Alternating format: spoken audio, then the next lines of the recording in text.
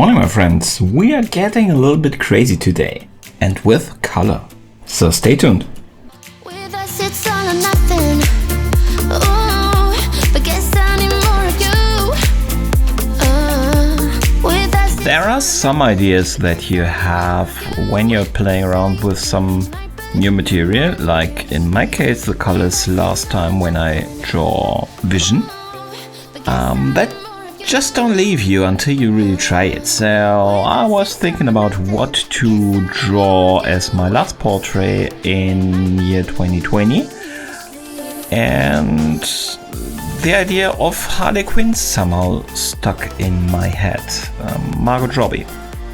I was thinking about what makes her interesting, what makes her special, and it is the craziness. And the craziness is shown a little bit with the colors that she uses and the not really perfect makeup and stuff. So I decided to try this with color. I would be lying if I would say that I did not also take all the thumbnail pics and Instagram pics and everything without the color. That I was 100% confident that it would work out with the colors. I was not. And I took all those pictures. But I am happy with the results. So I will show you today the color version and not pretend that the pencil version was the final and intended version. So that's actually one of the reasons why you see in a minute how I draw the mouth, that I did not really finalize it here also even in pencil, because I knew I would lay a lot of color on that, because red mouth, very iconic, very signal color, so definitely one of the things I wanted to color. So I did not throw in too much shading there. And I also have to say that I'm not really sure about the ways I'm doing this. It's still a lot of experimentation. It's just trying it.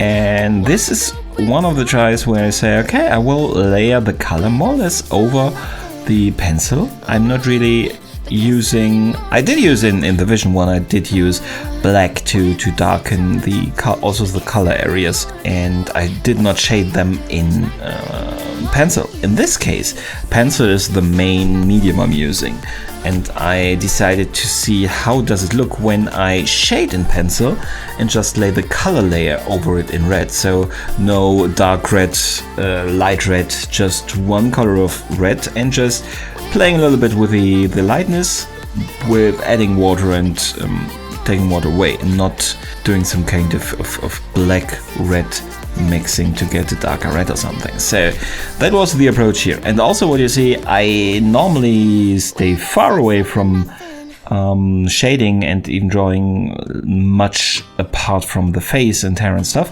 Here I have the complete hand, more or less. It is stylized, it is not nearly as detailed as the face.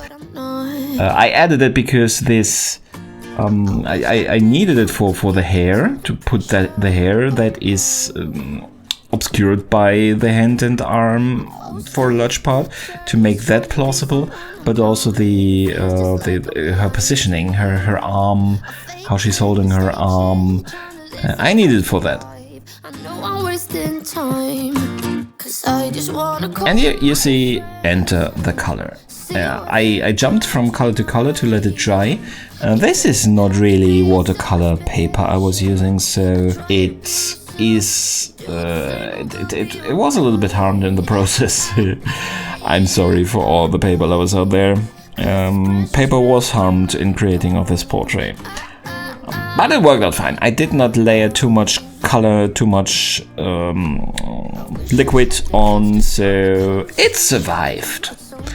And you see the three major colors here: red, magenta, and cyan. Do you call it that? I think so. So yeah, that's it.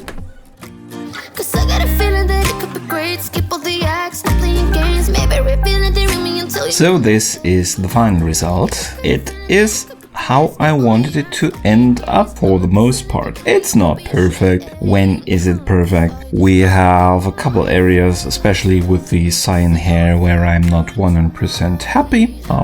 There is an area that I almost completely forgot to shade at all. I will not point that out to you. But yeah, this is my last picture of 2020 and the first release of 2021. So if you enjoyed this, I would be very happy if you would join me by subscribing, give me a thumbs up for this one, and rejoin me when I draw the next portrait. Thank you very much for watching. See you next time. Goodbye.